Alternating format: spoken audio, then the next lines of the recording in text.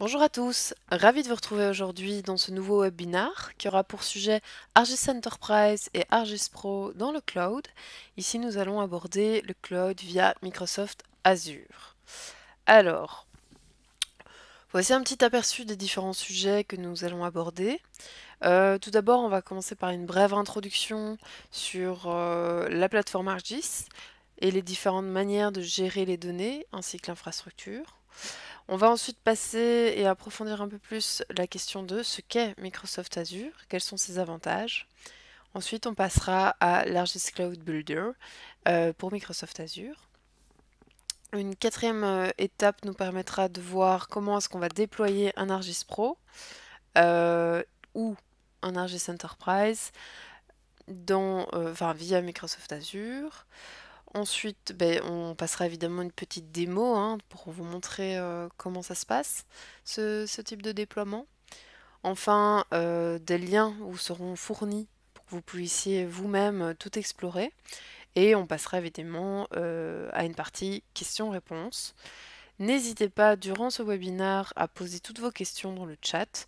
On prendra donc du temps à la fin de ce webinaire pour pouvoir aborder toutes vos questions et y répondre au maximum que nous pouvons. Vous pouvez observer ici la plateforme ArcGIS.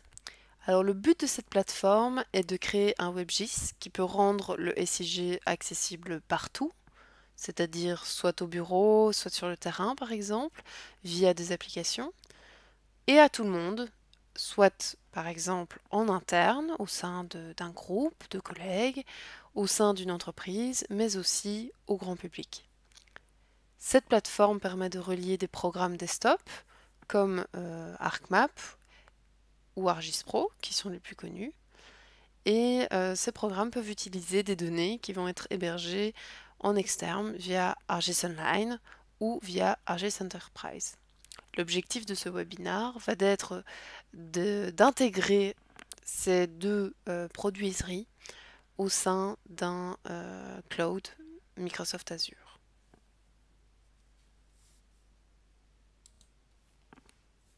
Alors, pour cette première partie d'introduction, je vais un peu vous présenter les différentes façons d'héberger les données.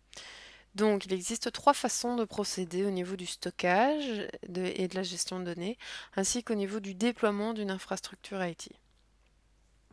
Donc, la première solution consiste à déployer les serveurs, les données ou l'infrastructure au sein d'une entreprise. Et donc, on va les gérer en interne, c'est ce qu'on appelle une solution sur site. Ce n'est pas une solution qui est recommandée si on ne dispose pas de personnes spécialisées. Donc cette solution nécessite des experts en informatique. Une deuxième solution est de le faire au sein d'un centre de données personnel ou d'un cloud qui va proposer un service sous forme de logiciel en tant que service, c'est-à-dire un SaaS.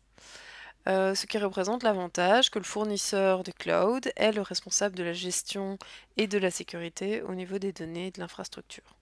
C'est la catégorie à laquelle appartient Microsoft Azure ou encore Amazon Web Services. On a décidé aujourd'hui de ne pas présenter Amazon Web Services pour différentes raisons. Ici, on présente plutôt Microsoft Azure. Par contre, si vous êtes intéressé par Amazon Web Services, n'hésitez pas à nous le faire savoir. On pourra tout à fait organiser un autre webinaire sur ce sujet. Ici, on a décidé de commencer par Azure, tout simplement parce qu'il est plus facile d'accès lorsque l'on débute avec les clouds. La troisième option est appelée le cloud hybride. Donc c'est un mélange de solutions à la fois sur site et à la fois en cloud. Donc vous pouvez conserver certains serveurs ou infrastructures en interne tout en laissant le logiciel en cloud gérer ou partager les données avec d'autres environnements en cloud. Donc au final, c'est la solution qui est la plus souple. Si maintenant je passe à Microsoft Azure, l'objectif évidemment de ce webinaire n'est pas de faire un webinaire sur Microsoft Azure de A à Z, évidemment, mais il est évidemment important de bien comprendre déjà les raisons pour lesquelles il est intéressant d'envisager Microsoft Azure pour les produits tels que ArcGIS Enterprise ou ArcGIS Pro. En effet, la plateforme Azure offre plus d'une centaine de services différents et elle est principalement basée sur le web, donc facile d'accès. Elle propose donc beaucoup de services sur site, mais aussi des services hybrides. Par exemple, vous pouvez l'utiliser comme un système de gestion de données. Vous pouvez aussi choisir d'héberger un site web ou un matériel sur une machine virtuelle. Vous pouvez également établir une connexion VPN ou un organe de communication. Il est encore possible de l'utiliser comme un système de sauvegarde. Voici différents exemples. Comme je viens de les citer, il y en a énormément. Le principal avantage de l'utilisation d'une solution en cloud comme Azure est que le fournisseur du cloud se charge de la gestion de la sécurité et que vous n'avez pas à maintenir l'infrastructure matérielle. Donc cela signifie concrètement qu'aucune connaissance informatique spécialisée n'est requise en interne et que Microsoft Azure va vous garantir de maintenir votre infrastructure et votre sécurité. Alors, concernant le déploiement des produits Esri sur Microsoft Azure, il existe deux manières de procéder.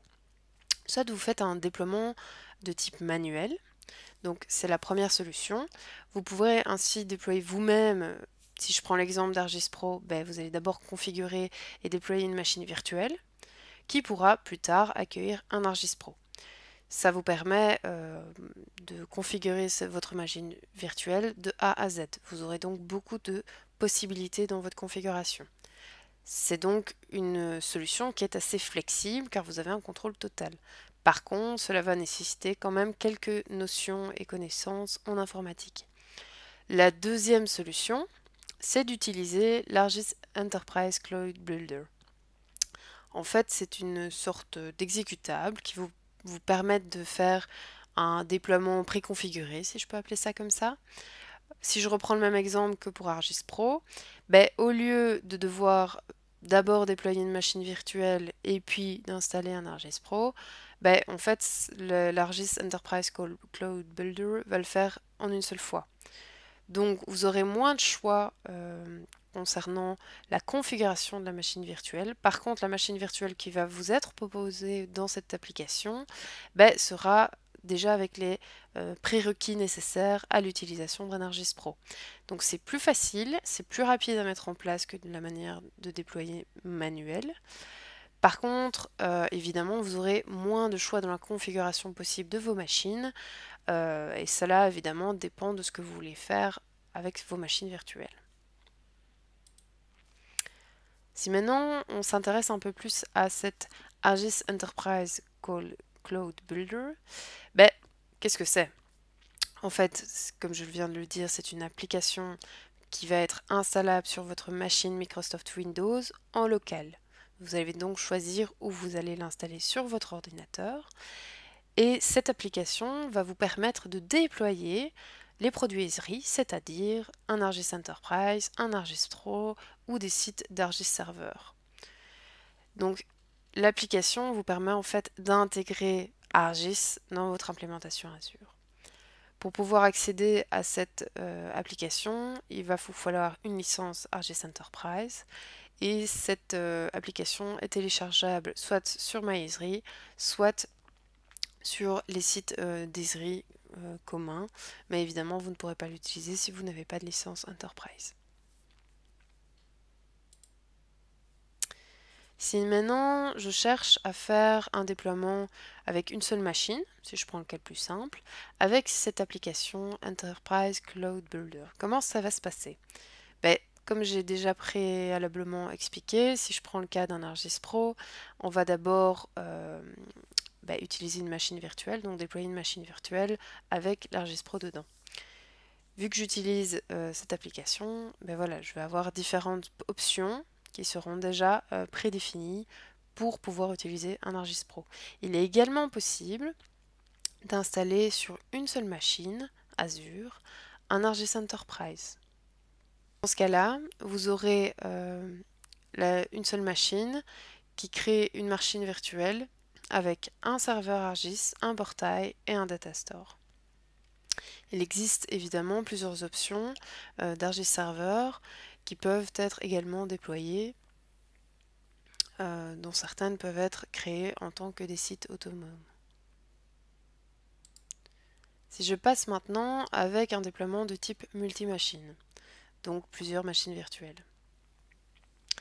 Lorsqu'on va déployer un Argis Enterprise et qu'on décide de le faire sous forme de site multi-machine, sur Azure, on va devoir avoir certains éléments qui vont être nécessaires à cette installation.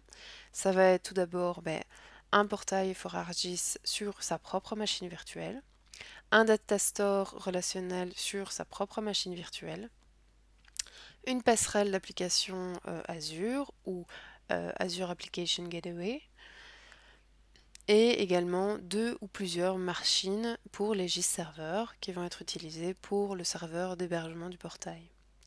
Vous avez également d'autres éléments de déploiement supplémentaires qui sont à votre disposition, comme tous ceux que vous pouvez voir affichés sur cette slide, c'est-à-dire par exemple un ArcGIS Geo Event Server, un ArcGIS Image Server ou Notebook, ainsi de suite. Ça c'est pour un déploiement type multimachine. Alors, on arrive maintenant au principe du déploiement. Donc on a déjà abordé certaines parties. Je vais donc passer un peu plus vite sur les parties que nous avons déjà vues. Mais je voudrais passer vraiment aux 4 différentes étapes importantes pour faire un bon déploiement. Elles sont ici. Donc la première partie va être de vérifier les conditions préalables. Ça c'est indispensable. Ensuite, vous allez installer le Cloud Builder. Vous avez la possibilité de paramétrer certaines possibilités, comme de définir des valeurs par défaut pour votre Cloud Builder. Ça vous permet d'aller plus vite dans d'autres déploiements. Et finalement, vous allez pouvoir rentrer dans le déploiement même du produit, donc soit ArcGIS Enterprise ou soit un ArcGIS Pro, sur un Microsoft Azure. Dans cette explication et dans la démo, je vais me concentrer sur ArcGIS Enterprise. Mais c'est exactement le même principe pour ArcGIS Pro. Nous venons donc d'abord, on va commencer par vérifier les conditions préalables à un déploiement réussi.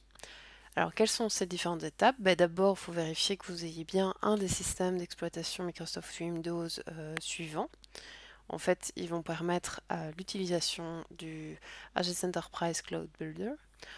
Si ce n'est pas déjà fait, on vous conseille ensuite d'installer le Microsoft.NET Framework 4.8.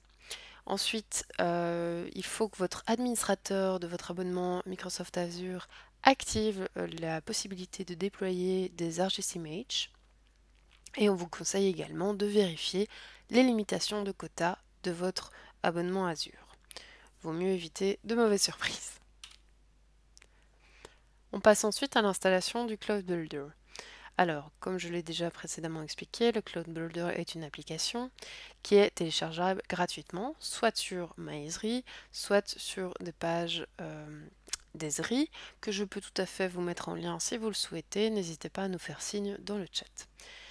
Ces fichiers d'installation sont disponibles à toutes les personnes ayant une licence ArcGIS Enterprise. Vous allez pouvoir, après l'avoir téléchargé, placer le fichier d'installation sur votre ordinateur, donc en local, à l'endroit qui vous intéresse. Puis vous pouvez lancer cette application. On passe à la troisième étape. La troisième étape, c'est une fois qu'on a lancé l'ArcGIS Enterprise Cloud Builder pour Azure, cette application va nous demander de nous connecter à notre compte Azure. Lorsque vous allez faire ça, une option va être disponible. Vous allez pouvoir en fait paramétrer votre déploiement, choisir des préférences si vous voulez, que ce soit au niveau de votre région d'Azure, mais également au niveau du port du Remote Desktop. Cela va vous permettre que si vous faites différents déploiements et que vous voulez que tout se passe dans une région commune d'Azure, ça vous permet d'aller simplement plus vite et d'avoir accès rapidement à toutes vos informations. Vous verrez également qu'il y a une petite option qui vous permet de suivre l'usage de l'application de manière anonyme.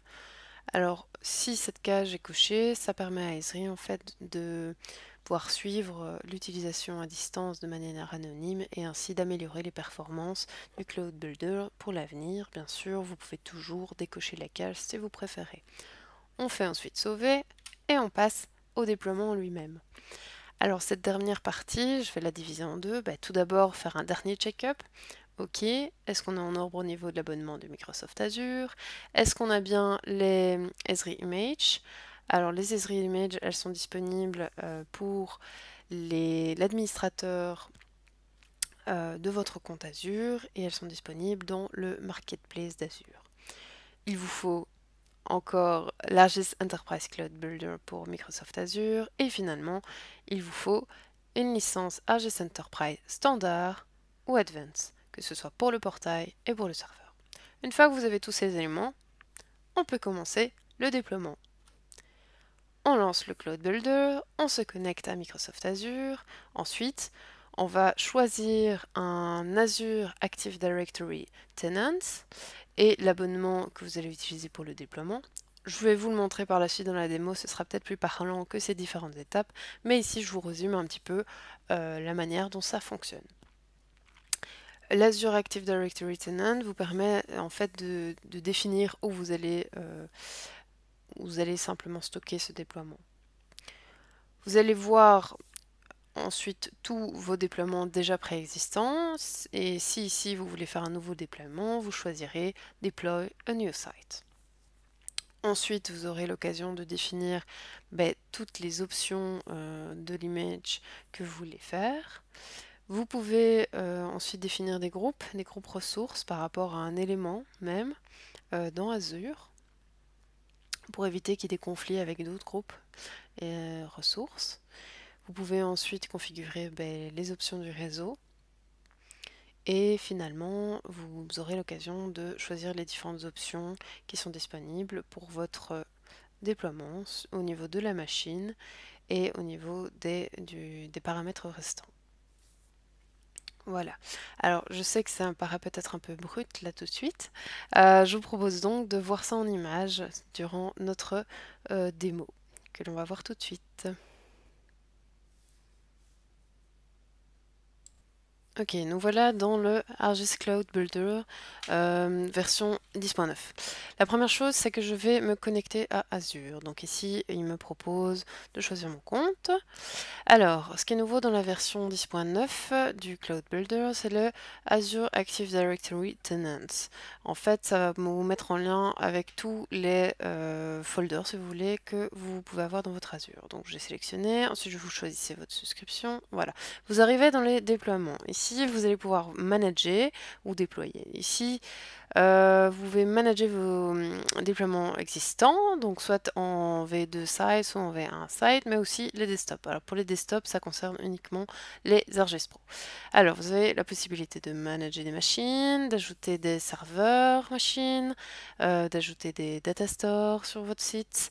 Vous pouvez aussi ajouter des bases de données. Il est aussi possible, en fonction des versions de votre Cloud Builder, de migrer. Bon, vous voyez ici, je suis en 10.9, mais si je vais dans cette V1, voilà. Parfois, il y a une possibilité de migrer, parfois pas. Vous pouvez également déliter votre machine. Ok, voici pour l'exemple. Maintenant, je vais déployer un nouveau site. Donc, deploy a new site. Ok, il me demande de choisir le rôle du serveur que je veux déployer. Donc, il y a l'ArcGIS Enterprise en entier, ou éventuellement, si vous préférez choisir un autre serveur, vous avez la possibilité de choisir entre tout ceci. Ok, alors concernant les image options, la première chose c'est le déployer un resource group. Alors dans Azure, un resource group c'est comme une sorte de folder où plein de gens peuvent être en commun sur un projet. J'en ai créé un ici au hasard, mais j'aurais très bien pu en choisir un présélectionné dans votre Azure. Ensuite, je vais choisir mon image option. Donc, soit je prends une Esri image qui est dans la base de données de Azure, soit je vais configurer moi-même, si j'ai la possibilité, pour ça je dois être administrateur, de choisir une image plus en détail. Voilà. Ensuite, je fais le choix de soit faire un déploiement pardon, single machine ou en multi-machine en sélectionnant Add Secondary Machine.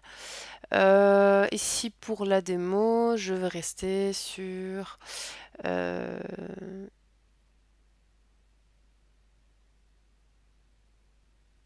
multi-machine. Ok. Ensuite, j'arrive sur les options concernant le networking. Donc, les machines doivent discuter entre elles. Donc, que ce soit les machines virtuelles avec éventuellement mes autres machines virtuelles. Donc, soit je vais laisser Azure créer un network pour moi, un virtual network. Et je dois évidemment faire en sorte que l'application gateway subnet puisse fonctionner. Donc voilà, c'est ce que j'ai fait. Soit vous pouvez en créer un vous-même pour votre Azure et le réutiliser pour les autres machines. Ici, je vais aller dans l'IP. Soit je vais utiliser une IP existante, soit je vais en créer une nouvelle. Et aussi une nouveauté depuis la 10.8 de Cloud Builder, je peux également choisir de créer une nouvelle IP privée. Alors ici pour la démo, je vais créer une nouvelle publique. Ce sera plus facile. Ensuite, je vais configurer mes certificats, SSL, pardon. Soit je vais choisir un Self-Signed Certificate, donc qui va être auto-généré par Azure, soit je vais choisir un certificat qui a été authentifié, donc à ce moment-là je dois fournir le fichier PFX, fournir également le domaine et le password. Ça dépend un peu de ce que vous voulez faire. Pour la démo, je vais continuer avec un Self-Signed. Ok, si on arrive dans les options de la machine, Azure vous demande de créer votre compte au niveau de la machine. Donc voilà, je vais mettre un username et un password. Ensuite, vous pouvez choisir les options de la machine. Donc tout ce qui concerne le type de disque, la taille du disque, la taille de l'OS, voilà. Vous avez à peu près tous les choix disponibles. Qui sont disponibles sur Azure. Vous en avez un peu moins que si vous le faisiez directement depuis Azure en mode manuel, mais vous en avez quand même pas mal. Vous avez aussi la possibilité de, par exemple ici, choisir de faire des shutdowns automatiques ou d'embêcher les updates. Voilà, c'est ce que j'ai choisi. On passe maintenant aux options concernant le ArcGIS Data Store.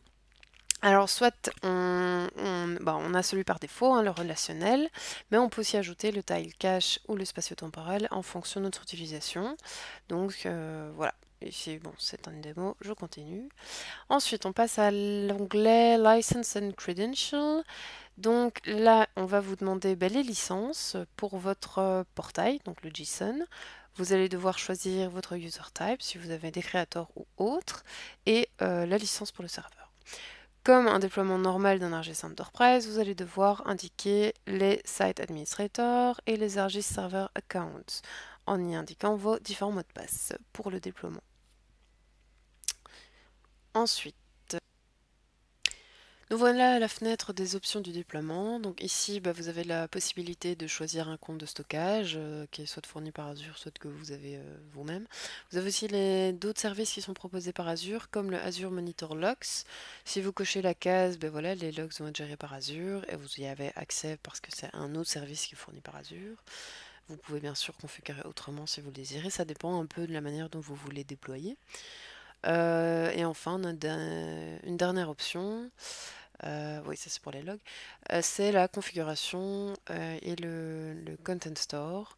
Là aussi, c'est est-ce qu'on va utiliser le stockage qui est fourni par le Azure Cloud ou non pour faire cette configuration.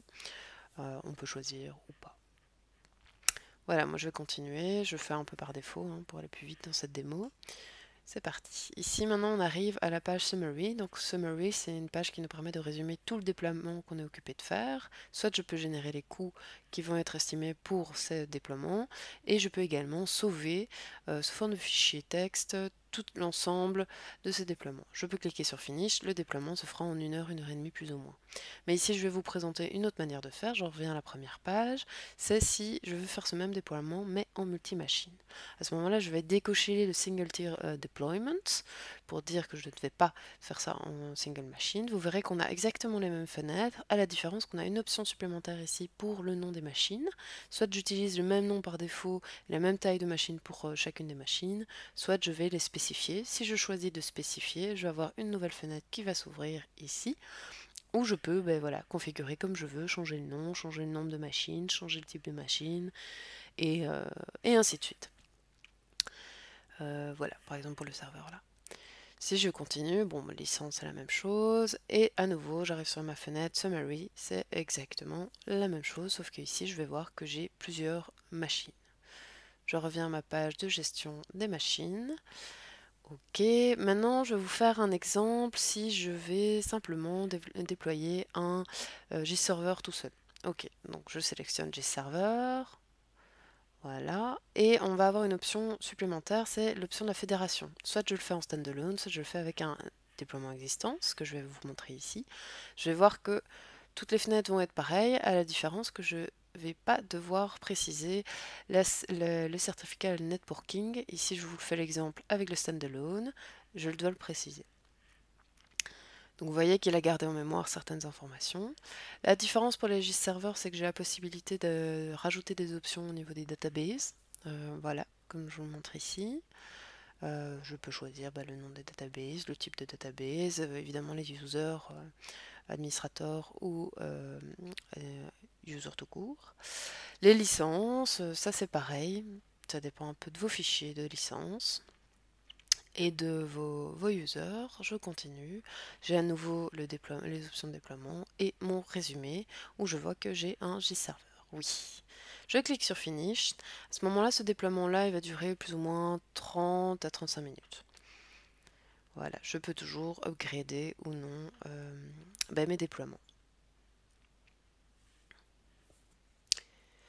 Voilà, cette démo est à présent terminée. Désolée d'avoir dû être aussi rapide, mais c'est vrai que pour vous présenter toutes les options des déploiements, c'est pas si simple dans un temps aussi court. Toutefois, il y a quand même quelque chose que je voudrais repréciser, parce que je ne l'ai pas fait durant la démo, c'est les V1 sites et les V2 sites. Vous l'avez peut-être vu, donc c'est deux types de déploiements. C'est simplement la différence technique de la manière dont Azure va gérer les déploiements. À partir de la version 10.8, il y a eu un changement. Dans les V1 Site, donc c'était avant 10.8, on utilisait un load balancer et un proxy. Maintenant, à partir de la 10.8, et dans ce cas-ci c'est 10.9, on utilise des déploiements type V2. Et à ce moment-là, c'est via une Azure Application Gateway. Voilà, juste je ferme la parenthèse, comme ça vous le savez. Je voudrais ensuite vous donner quelques liens intéressants où vous pourrez trouver plus d'informations sur certains sujets que j'ai mentionnés précédemment. La présentation sera bien évidemment partagée avec tout le monde. Vous pourrez donc facilement copier-coller les liens qui vous intéressent. Nous mettrons ce webinaire et la vidéo de ce webinaire sur notre chaîne YouTube. Mais si vous êtes d'ores et déjà intéressé par l'un ou l'autre de ces liens, n'hésitez pas à nous le demander dans le chat, on vous le fournira tout de suite. Cela nous amène à la série de questions-réponses. Donc s'il y a déjà des questions dans le chat, je vais les examiner dès maintenant. N'hésitez pas à en poser d'autres entre-temps. J'en profite pour faire un petit message concernant notre prochain webinaire. Il aura lieu le 26 novembre et portera sur le serveur GeoEvent, cartographie et analyse en temps réel.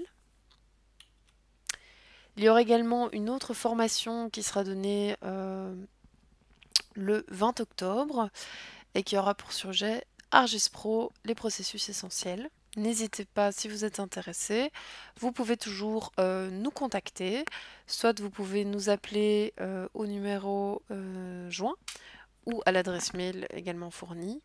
Nous pouvons toujours vous aider soit via les trainings, en vous fournissant des coachings ou éventuellement si vous avez certains sujets et projets à nous communiquer.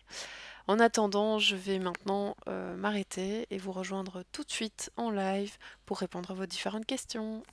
À tout de suite.